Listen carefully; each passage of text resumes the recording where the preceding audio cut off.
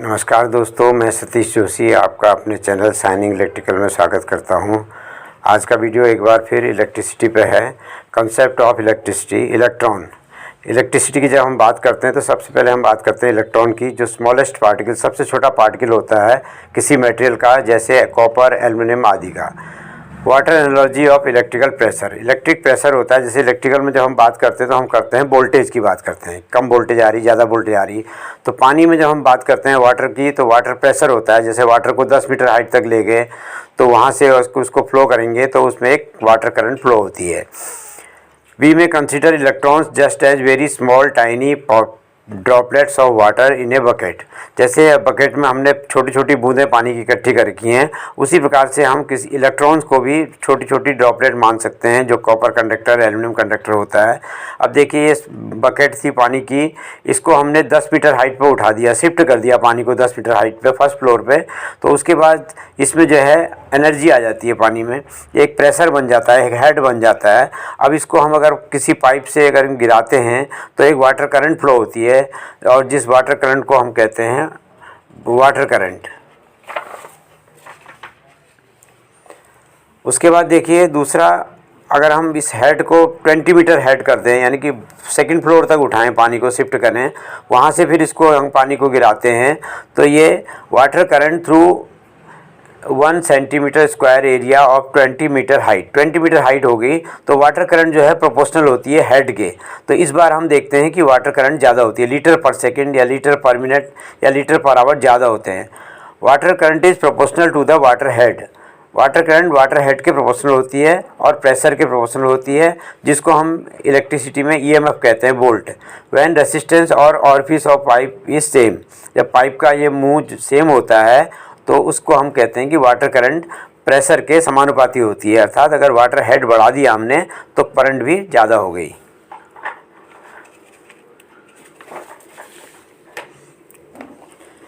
फिर देखिए, हम दूसरे केस में हम क्या करते हैं, हेड 10 मीटर रखते हैं, लेकिन जो पाइप है जिससे हमने फ्लो कराना है वाटर, उस पाइप का हम ओरिफिस या उसका मुंह का साइज जो है 2 सेंटीमीटर स्क्वायर कर देते हैं। तो इस केस में हम देखते हैं कि पानी का वाटर फ्लो या वाटर करंट और ज़्यादा हो गई। तो हम कह सकते हैं कि इसका रेसिस्टेंस जो है 1/A है, यानी कि एरिया के इन्वर्सली प्रोपोर्शनल है। अब हम एक और केस लेते हैं, हाइट वही रखते हैं, पानी की 10 मीटर हाइट रखते हैं, लेकिन इस बार हम रेजिस्टेंस बढ़ा देते हैं, यानी कि पाइप को लंबा कर देते हैं। तो head is same but length of the pipe is increase, length of pipe को बढ़ा देते हैं, तो यानी कि रेजिस्टेंस डबल हो जाता है। तो water current is decrease, water current कम हो जाती है। So we can say that resistance proportional to L, length कि रेजिस्टेंस लेंथ के प्रोपोर्शनल होता है। पहले केस में ए के इन्वर्सली प्रोपोर्शनल था, तो where L is the length of pipe, A is the area of orifice of pipe.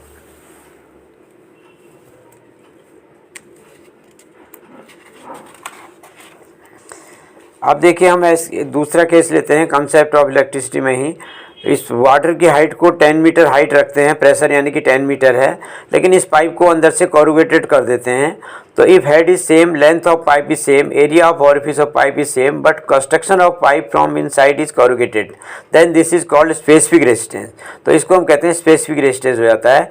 And water current will be decrease, water current इस बार भी डिक्रीज हो जाती है।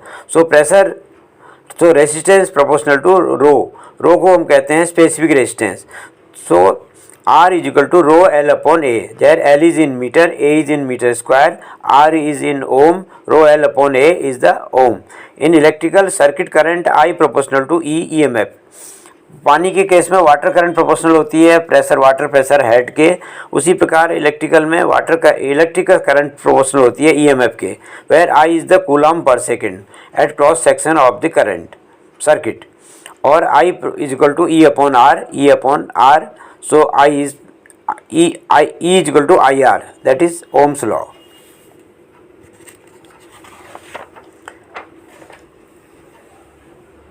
अगेन हम बात करते हैं व्हाट इज इलेक्ट्रिसिटी की। Electricity is a kind of energy, electricity एक प्रकार की एनर्जी है which neither can be seen nor can be heard, that is why it is very difficult to explain it. Energy को हम देख भी नहीं सकते और सुन भी नहीं सकते, इसलिए इसको एक्सप्लेन करना बहुत कठिन है। Electricity is very much related to the electron. Electricity electron से रिलेटेड है, which is the smallest particle of any atom. All matter और material in this world is made of these items. सारा material जो भी इस दुनिया में है, संसार में है, वो एटम से बना है। Basically atom is made of 3 particle, electron, proton and neutron. Electron, proton, neutron 3 particle से एटम बना है। In any atom of any element number of electrons is equal to the number of protons. किसी भी atom में electron की संख्या proton की संख्या के बराबर होती है। However number of neutron may be different, number of neutron different हो सकता है। It has been proved practically that atoms are normally neutral. ये प्रैक्टिकली प्रूव हो चुका है कि इलेक्ट्रिकली कोई भी एटम न्यूट्रल होता है। However if anyhow we detach electron from an atom, then this electron acquires a property of attracting towards the parent atom। यदि किसी एटम से हम इलेक्ट्रॉन को सेपरेट कर देते हैं तो उसमें एक क्वालिटी आ जाती है, एक प्रॉपर्टी आ जाती है कि वो अपने पेरेंट एटम की ओर अट्रैक्ट होना शुरू हो जाता है या दूसरे जो इलेक्ट्रॉन हैं उनको रिपेल करना शुरू कर देता है। We can relate these 2 properties in attraction and repulsion. ये एट्रैक्शन और रिपल्सन की 2 प्रॉपर्टी को हम इलेक्ट्रिक चार्ज की कह सकते हैं, पॉजिटिव और negative. That is arbitrarily we have given name negative unit charge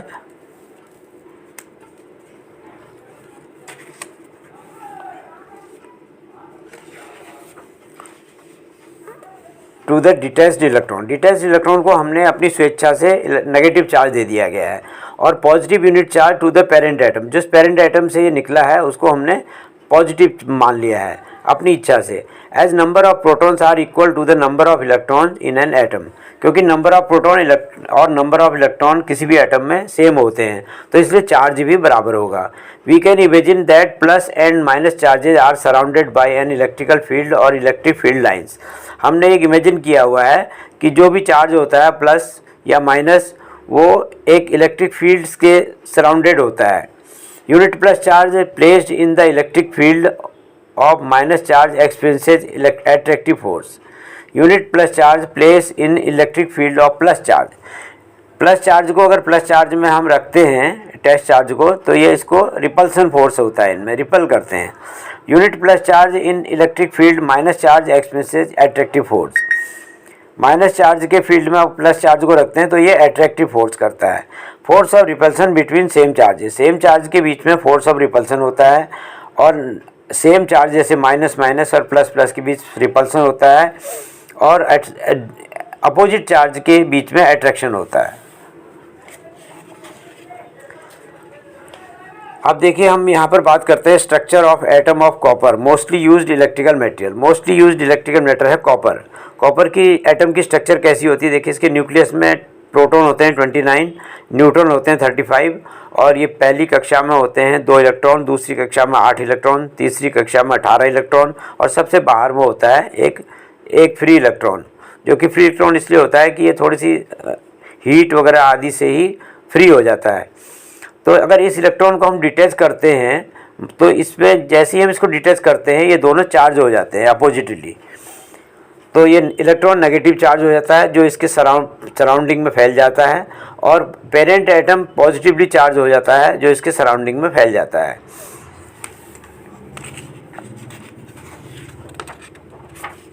as soon as the electron is detach from parent atom, जैसे ही इलेक्ट्रॉन को पेरेंट एटम से डिटैच करते हैं they begin to attract each other, वो एक दूसरे को अट्रैक्ट करना शुरू कर देते हैं। Electron tries to come back to its original place, electron अपने ओरिजिनल प्लेस में आने की सोचता है इन द एटम में। देयरफॉर वर्क इज डन और energy is required to keep the electron detached. Electron को डिटैच कंडीशन में, अलग कंडीशन में बनाए रखने के लिए उसमें एनर्जी खर्च होती है, क्योंकि जितनी दूर हम उसको ले जाते हैं उतनी ज़्यादा इलेक्ट्रॉन में एनर्जी स्पेंड होती है। To maintain force of attraction between opposite charges, I maintain electric field. This work done or energy is supplied by the chemical reaction in the cell. Cell या बैटरी में ये कैसे होता है, chemical reaction से होता है। केमिकल रिएक्शन इलेक्ट्रॉन को पेरेंट एटम से डिटैच बनाए रखता है।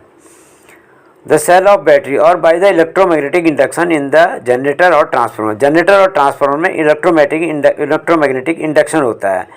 एंड कॉल्ड EMF, उसको EMF कहते हैं, विच is the conventional name given which is not a force but is energy, जो कि इसको हमने EMF नाम दिया है, इलेक्ट्रोमोटिव फोर्स, जबकि ये कोई फोर्स नहीं है बल्कि एनर्जी है।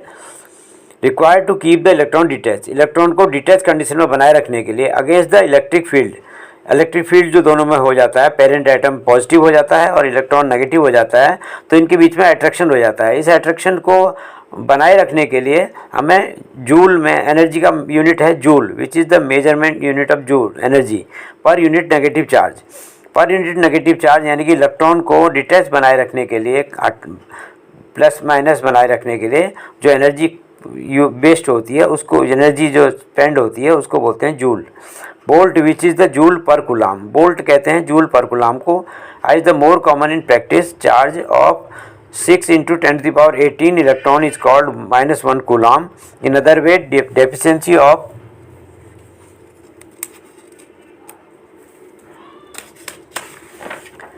+6 × 10⁻18 electron is called +1 coulomb.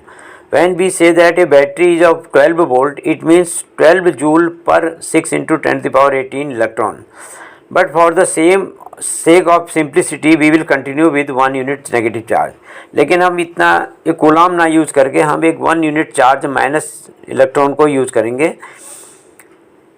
जैसे ये पेरेंट एटम है, इस पेरेंट एटम से ये इलेक्ट्रॉन डिटैच हो गया है, तो ये इलेक्ट्रॉन वापस आने की कोशिश करता है, लेकिन ये जो केमिकल रिएक्शन है बैटरी में या इलेक्ट्रोमैग्नेटिक इंडक्शन है, वो इसको बैलेंस करता है, यानी कि इसको वापस नहीं आने देता है।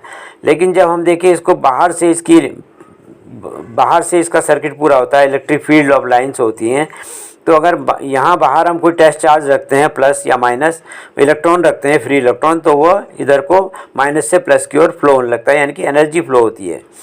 इलेक्ट्रिक फील्ड जो बनता है एनर्जी, उसी की वजह से ये फ्लो होने लगती है।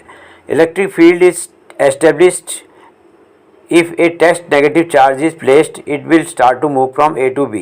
अगर हम यहाँ पर टेस्ट नेगेटिव चार्ज रखें, इलेक्ट्रॉन रखे हैं, तो ये इसके अट्रैक्शन है, इनमें अट्रैक्शन यहाँ तो रोक रखा है केमिकल रिएक्शन ने या मैग्नेटिक इंडक्शन ने, लेकिन बाहर से आने को फ्री है, तो ये इलेक्ट्रॉन इधर को मूव करेगा, एनर्जी इधर को मूव करेगी, तो ये इलेक्ट्रॉन भी मूव करेगा। तो आज यहीं पर समाप्त करते हैं। धन्यवाद।